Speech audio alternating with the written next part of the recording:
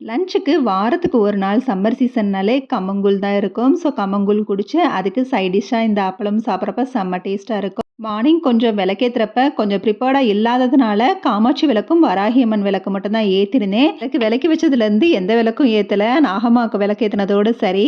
Already எல்லா பாத்திரமும் பொட்டு வச்சிருந்ததுனால, ஸோ எல்லாத்தையும் ஆயில் மட்டும் ஊத்தி, அந்தந்த இடத்துல பிளேஸ்ல செட் பண்ணிட்டேன். பூஜை பாத்திரம் கழுவி வச்சதுக்கப்புறம் என்னால எல்லாத்துலயும் பொட்டு வைக்க முடியலன்னா, கண்டிப்பா ஒரு விளக்கையாவது பொட்டு வச்சு ஏத்தி வச்சுருவேன்.